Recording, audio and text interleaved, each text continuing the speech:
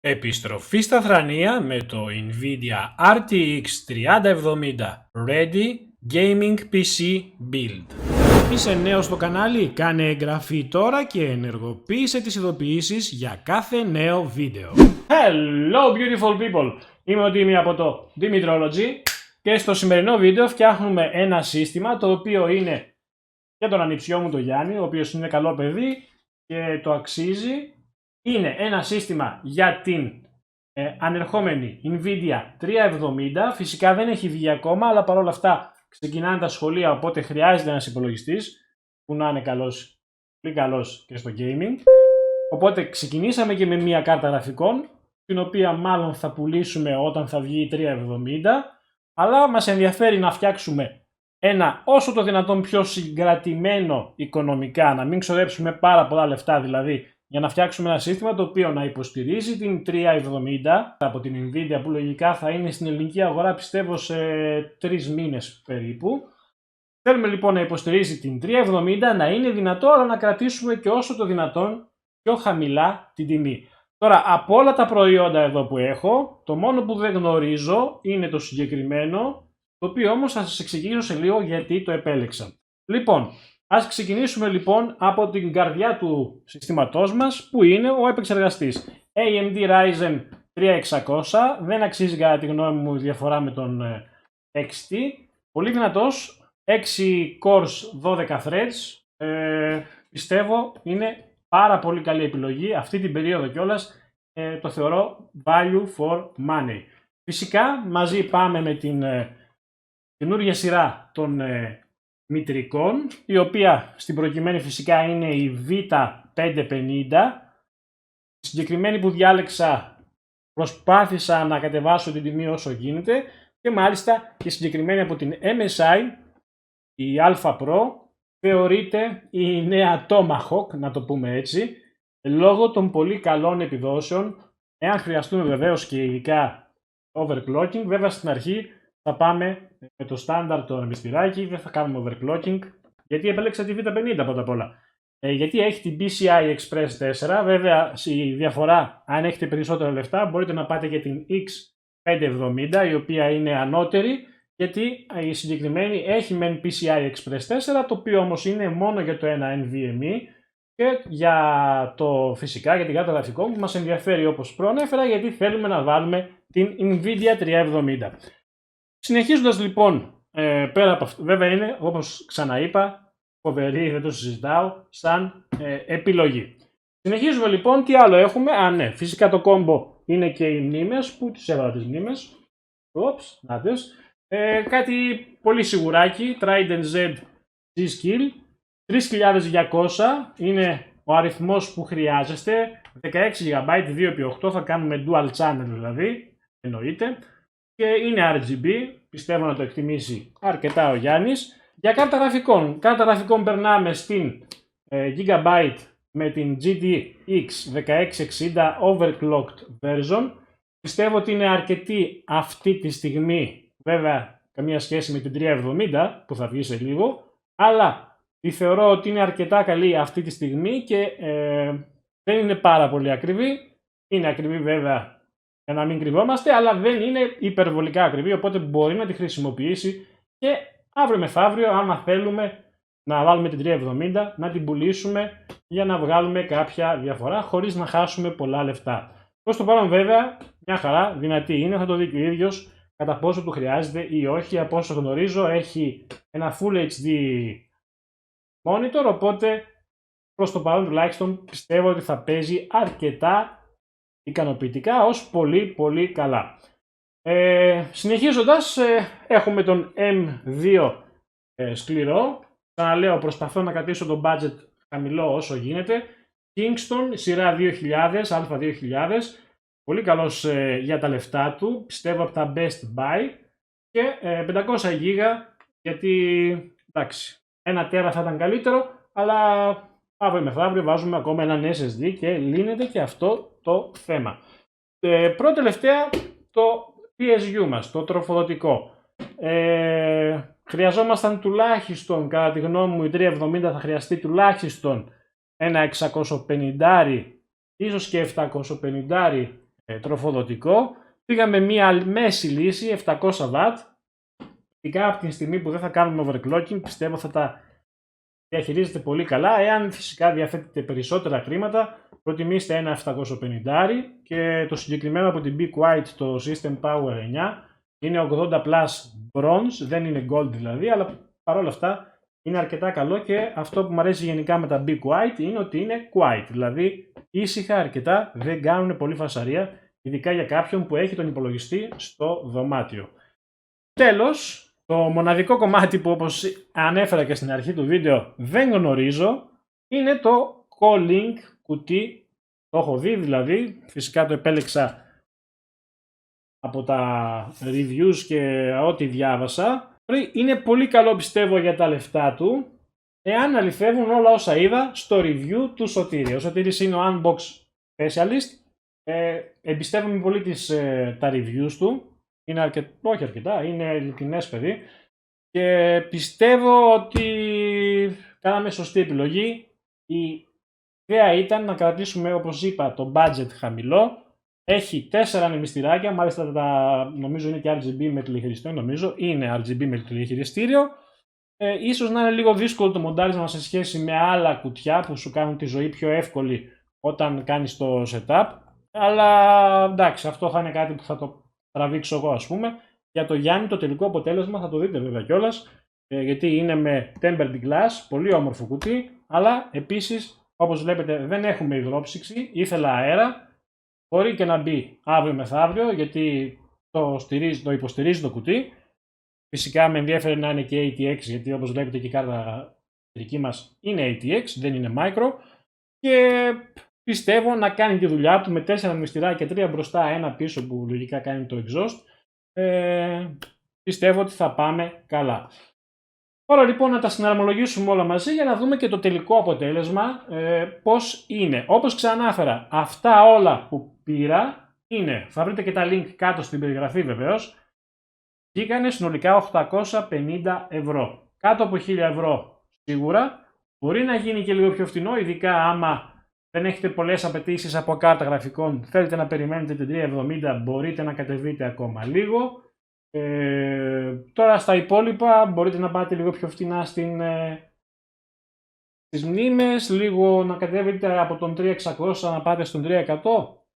Θα μπορούσατε, αλλά το βλέπω ως ένα σύστημα το οποίο πραγματικά να είναι για περισσότερο καιρό best value for money, να το πω έτσι. Και πιστεύω ότι και για τον Γιάννη θα μείνει ικανοποιημένος, αλλά και γενικότερα, δηλαδή και προσωπικά εγώ άμα είχα αυτό το σύστημα, γιατί σε λίγο καιρό θα πρέπει να κάνω αναβάθμιση στον σερβερ μου, το main PC μου δηλαδή, θα το χρειαστώ κι εγώ και anyways, ό,τι πήρα είναι από ένα πάρα πολύ καλό e-shop, το οποίο δεν το ήξερα, το βρήκα μέσω από το Scrooge, δεν είναι sponsor το βίντεο, αν και νομίζω τα link θα είναι affiliated, δεν είμαι σίγουρος, αλλά μου έκανε εντύπωση, παρήγγειλα τα πάντα 1 η ώρα τη μία μέρα, 12 η ώρα την επόμενη είχαν έρθει. Το e-shop είναι στην Αλεξανδρούπολη, στέλνει βέβαια σε όλη την Ελλάδα και στην Κύπρο, αλλά μου έκανε φοβερά εντύπωση η επαγγελματικότητά τους με tracking number, με την ACS, η οποία ACS όταν γράφει έφραστο και μου φέρνει στο κουτί έτσι. Πάμε λοιπόν να το φτιάξουμε και να δούμε τι και πώς θα βγει. Ξεκινάμε λοιπόν βγάζοντας τη μητρική από το κουτί της και το αυτοκολλητάκι από το e-shop από όπου την παρήγγειλα. Δεν είναι sponsored το βίντεο, να το ξέρετε. Την βγάζουμε προσεκτικά και την ακουμπάμε πάνω στο κουτί. Ο επεξεργαστής μας AMD Ryzen 3600 όπως προανέφερα. Σαφώς αν έχετε περισσότερα λεφτά μπορείτε να πάτε και στον 3700.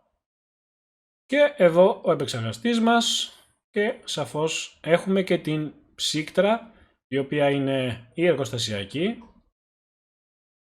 λεγόμενη και stealth, όχι και τόσο καλή, να είμαστε ειλικρινείς, και έχει και το επαγώγημο υλικό πάνω. Εδώ θα βρούμε το τριγωνάκι που όπως βλέπετε είναι κάτω αριστερά και πρέπει να το ταυτίσουμε με το τριγωνάκι που θα βρούμε στη μητρική. Δεν φαίνεται πολύ καθαρά, αλλά πιστέψτε με, εκεί είναι. Ανοίγουμε την υποδοχή και απλά ακουμπάμε, δεν σπρώχνουμε, ακουμπάμε και μπαίνει μόνη της, γιατί θέλει προσοχή να μην σπάσουμε τα pin. Τώρα πρέπει να βγάλουμε τα brackets. Ωραία, τα αφαιρούμε.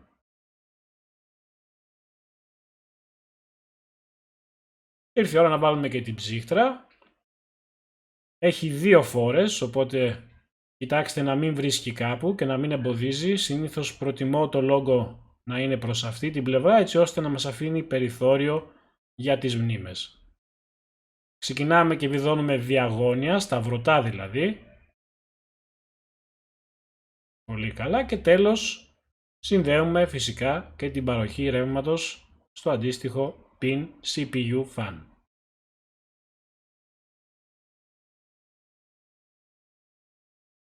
Τώρα βάζουμε τις μνήμες. Για dual band θα επιλέξουμε τη 2 και τη 4.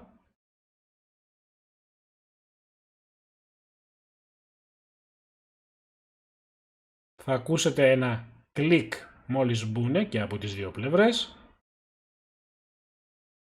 Συνεχίζουμε με τον SSD μας, τον οποίο θα τον βάλουμε, αν και δεν είναι Gen 4, θα τον βάλουμε στη Gen 4 υποδοχή. Δυστυχώς είναι ακόμα ακριβή η PCI Express 4 M2 SSD.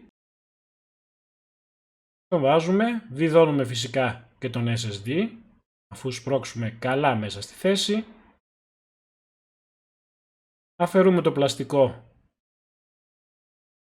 και κολλάμε την ψύχτρα πάνω ακριβώς, έχοντας βέβαια αφαιρέσει και τα αυτοκόλλητα πάνω από τον SSD.